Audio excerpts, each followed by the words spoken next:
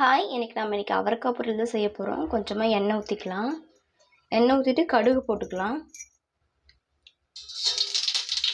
கடுகு பொரிஞ்சது வெங்காயம் போட்டுக்கலாம். ஒரு நல்லா பெரிய சைஸ் வெங்காயத்தை நான் அரிஞ்சு இந்த மாதிரி எடுத்து வச்சுருக்கேன். நம்ம இதை போட்டுக்கலாம். கருவேப்பிலை போட்டுக்கலாம். பூண்டி நம்ம போட்டுக்கலாம். பூண்டியை நம்ம வந்துட்டு எல்லா இதுக்குமே ஆட் பண்ணுறோன்னு பார்த்தீங்கன்னா, நம்ம கன்சீவாக இருக்கிற டைமில் நமக்கு வந்துட்டு ஜீரணம் ஆகாது. அதிகமாக அந்த ஜீரண சக்தியை கூட்டுறதா நம்ம வந்துட்டு எல்லா இதுக்குமே நம்ம பூண்டு வந்து போட்டுக்கிறோம். நல்லா கிளறி விட்டுறலாம். நம்ம நல்லா இந்த பதத்தில் வந்தோடனே நம்ம தக்காளி போட்டுக்கலாம். தக்காளிலாம் கம்மியாக தான் போட்டு சாப்பிட்ணும். நம்ம நிறையெல்லாம் போடக்கூடாது. ப்ரெக்னென்சி டைமில் ரொம்பவே காரம் உப்பு எல்லாமே குறைவாக தான் நம்ம வந்துட்டு சாப்பிடணும். நல்லா கிளறி விட்டுக்கலாம். இது நல்லா கொஞ்ச நாள் கிளறி விட்டோமா வெந்துக்கும். உப்பு போட்டோமா சீக்கிரம் வேகாது. நம்ம உப்பு வந்து லாஸ்ட்டாக சேர்த்திக்கலாம்.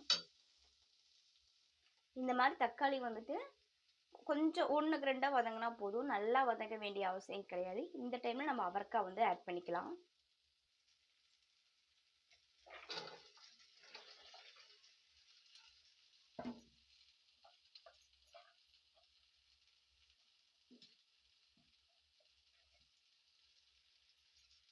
நல்லா போட்டு கிளறி விட்டுக்கணும். நம்ம அவசரப்பட்டு தண்ணி ஊற்றிடக்கூடாது.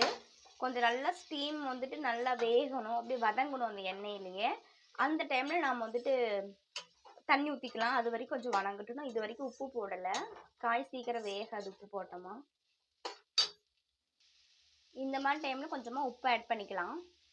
உப்பு பாருங்கள், ரொம்ப குறைவாக தான் போடுறேன். போட்டு நல்லா கிளறி விட்டுக்கலாம்.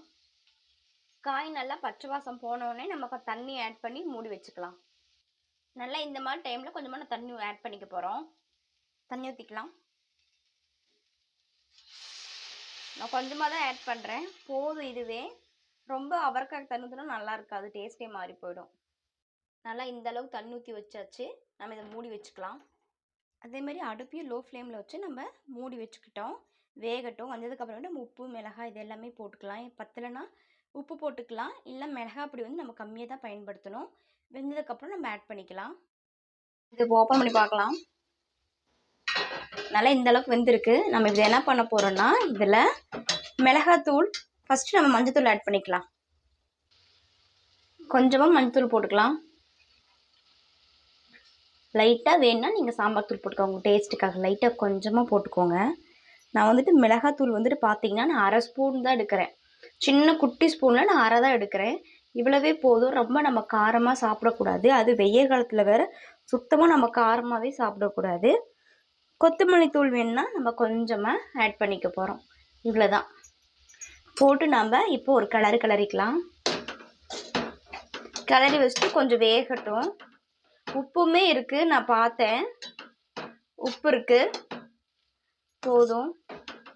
நம்ம இந்த அளவுக்கு தான் சாப்பிடணும். ரொம்ப காரம்லாம் போட்டுலாம் சாப்பிடக்கூடாது. நல்லா இந்த அளவு கிளறி விட்டு ஒரு 5 நிமிஷம் விட்டு எடுக்கலாம். அப்போ தான் அந்த பச்சை ஸ்மெல் எல்லாமே போயிட்டு நமக்கு ஃப்ரெஷ்ஷாக நல்ல ஸ்மெல் வரும்.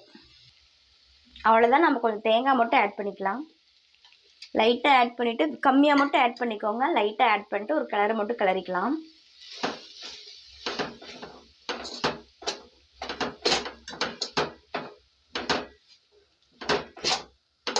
நம்ம ஃபைனல் லுக் இப்படி தான் வரும். நீங்கள் ஒரு 2 நிமிஷம் மூடி வச்சுட்டு அப்புறமா நீங்கள் வந்துட்டு சாப்பிட்டுக்கலாம்.